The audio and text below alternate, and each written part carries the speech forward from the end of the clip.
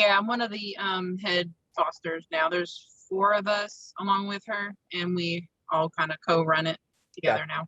I've fostered for Almost Home back the first time in like 2018. I did a litter of bottle puppies. And then I started again, like really full time last year. I've been with them.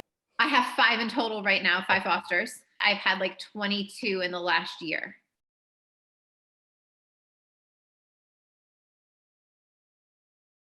Because I usually do puppies, it's like a 9-week period, like from their birth through bottle feeding. So Mhm. I would say like, well, I had Fat Eddie. He's actually probably been my longest. I think I had him for 3 or 4 months.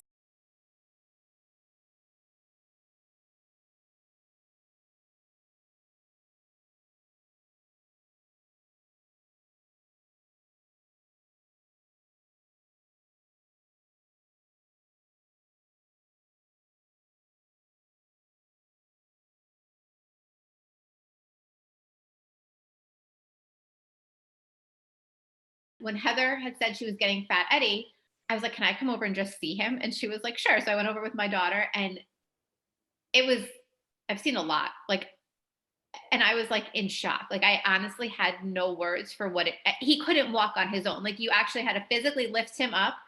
And then to get through my garage, he had to stop 3 times in the beginning. He ate laying down. Like, there was like literally no movement. So it would literally be in the beginning, me getting him through my garage and to my grass, and he would just collapse. I mean, it was the saddest thing.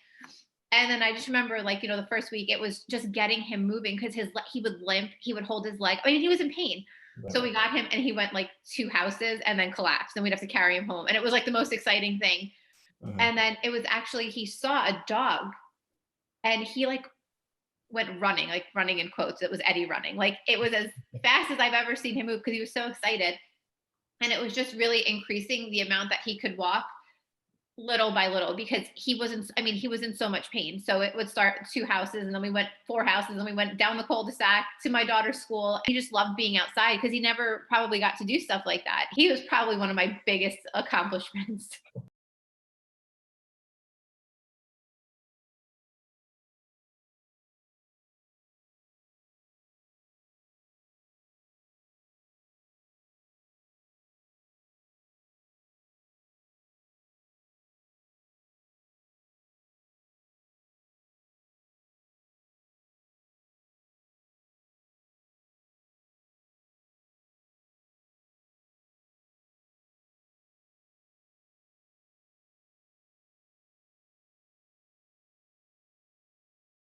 Anytime anybody's looking for a specific type breed, I always tell them to look for, say, a lab rescue or a Shih Tzu rescue or something because there's always those special breed rescues instead of giving money to those people who are just using animals for income. Moves a lot. I Right. fostered for a lot of rescues, and I will say that Heather and Almost Home, she's one of, if not the best rescue that I fostered for.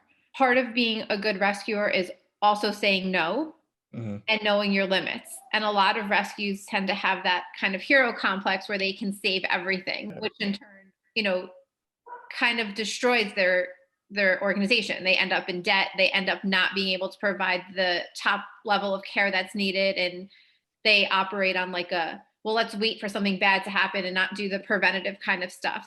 If she can't take something, she will network it to somebody else that can, Mhm. and she will always ensure that the animals in her care get the level of care that they need. I've never ever had a question like, my dog needs a vet visit, is she going to have the funds for it? Like, it is always immediate, let's do whatever we need to do. And Right. I respect her tremendously for being able to say no. We want to save everything and everyone, but when you can't feed the animals that you already have because you're taking on a new dog, it's not fair to anybody. What really shocks a lot of people is that we have a whole process. Mhm. People think that they're just like, oh, I want that dog, and they're going to come adopt it. Right. So the thing that most people are shocked about is that we have like a whole process that we go through of the application, and then we choose the best fit for the pet, and then we have to come out and do that visit, and then they start the trial, and then the adoption if they want. She does so much for the community, and a lot of people don't know her name because she just does it very quietly. She's not one of those showy and flashy kind of rescues.